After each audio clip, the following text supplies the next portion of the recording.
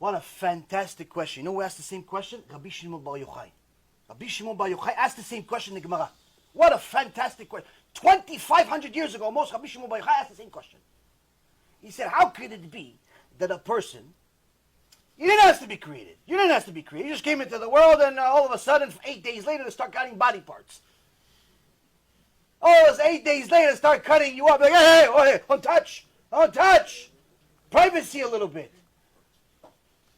And not only they're cutting you up, they're celebrating about it. Ever see such a crazy thing? People cut somebody up and they start celebrating? That's called Brit Milah, though. It's called Brit Milah.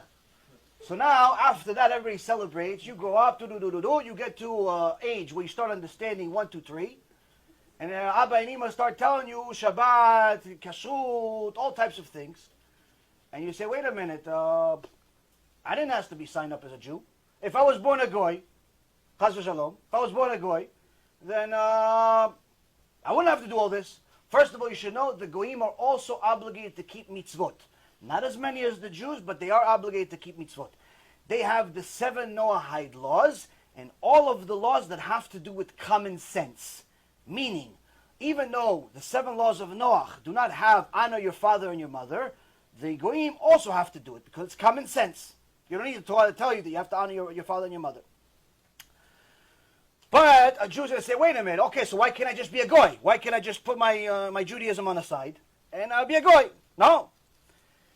Because HaKadosh Baruch Hu, out of 8 billion people that exist in the world today, he decided you're going to be a Jew. Why? Because you made a deal with him 3,300 years ago at Mount Sinai. Gemara Masechet Shabbat says, HaKadosh Baruch Hu gave Am Yisrael the Torah, and he said, if you accept it, good, this is our waiting day.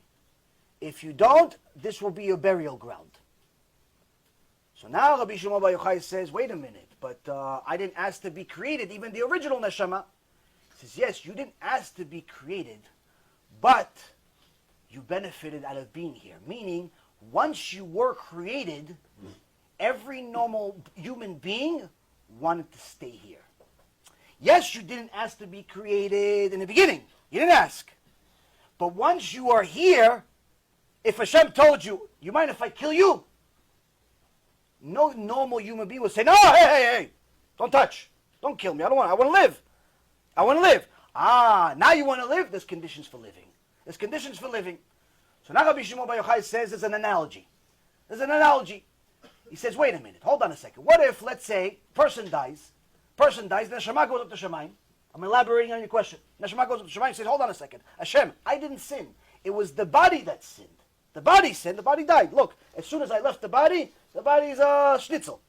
The worms are eating it. There's nothing there. I didn't sin, I was perfectly clean. The body says, hey, Hashem, it's not true. The soul is the one that sinned. Why? Look, as soon as it left, I stopped sinning. I stopped sinning. I didn't sin. Well, you ever see a dead person sin? You ever see a dead person waste seed? You ever see a dead person mechalel Shabbat? You ever see a dead person kill somebody? No. So, Rabbi Shimon Bar Yochai says this. He says, what is this like? Once there was a king. And the king had a very, very expensive field full of the best fruits and trees and all types of wonderful things. And he was always scared to put normal people to guard it. Why? He says, it's very precious. I don't want to lose it. So what did he do? He put one guy that was blind and one guy that was paraplegic. Why? He said, the guy that's blind, he can't see what's there, so he's not going to steal. The guy that's paraplegic, even though he sees all my wonderful things, he can't run anywhere. So, you two be my guards.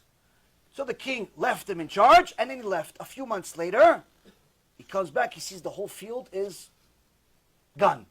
And the two people are just there. What happened to my field? What happened to your field? How would we know?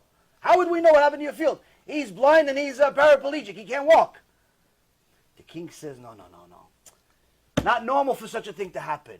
What ended up happening, the king was smart. He says, you guys teamed up. You guys teamed up. The blind one couldn't see, but he could walk. The paraplegic couldn't walk, but he can see. So what did he do? The paraplegic went on top of the blind guy and said, he told him where to go. He told the blind guy where to walk, and while he took all the fruits, and they both benefited out of it. So the king says, now I'm going to punish you. I'm going to put one on top of the other, and I'll punish you together. And that's what Rabbi Shimon Bar Yochai says to Rabbi HaKadosh. He says that's what HaKadosh Baruch Hu does after a person sins, and the soul says, no, I didn't do it, and the body says, no, I didn't do it. Hashem says, no. First thing that happens in the grave, Hashem takes the neshama, puts it into the body, and judges them together.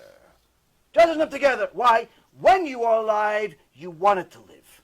You wanted to live. You benefited out of this world. You enjoyed this world. And you also had a mind to understand that nothing comes for free. Nothing comes for free in life. You heard that there is Shabbat. You heard you are a Jew that's obligated to keep Shabbat. You decided not to, meaning you decided to benefit from the world without paying the bill. Okay, you didn't pay over there. Now you pay over here. Simple. But it's like you're giving someone a drug, and then he's addicted to it, and he wants it. You can tell him, if you didn't give it to me in the first place, I wouldn't have been addicted to it. No one told you to take it, as far as the drug. No, Hashem put you in this world as a baby. You don't know what you're doing. No, you asked to be here. You don't remember it. But see, before HaKadosh Baruch Hu created the world, He created neshamot. The neshamot were in heaven, and they were just getting the beauty and the glory of Hashem and benefiting out of everything. But good, the definition of good, is something that wants to create good. You cannot say I'm a good person, but you're bad to everybody else.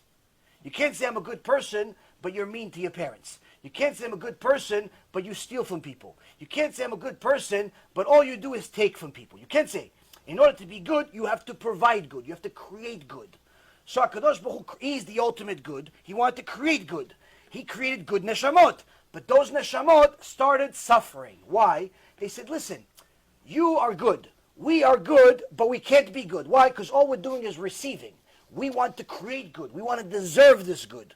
So Hashem said, okay, you want to deserve this good? I'm going to put some pressure on you. I'm going to put you in a world where you're going to have to overcome major obstacles by fulfilling my Torah.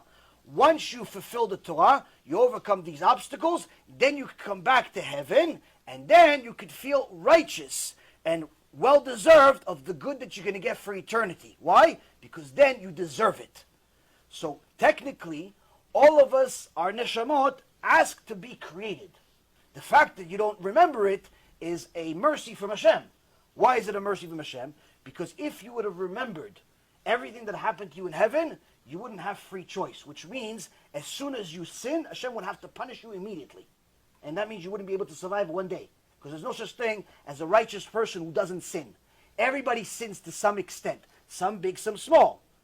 The point is that a person needs to at least know that when a Kadosh Baruch Hu gives you good, you have to at least say thank you. How do you say thank you? By listening to him. Yes?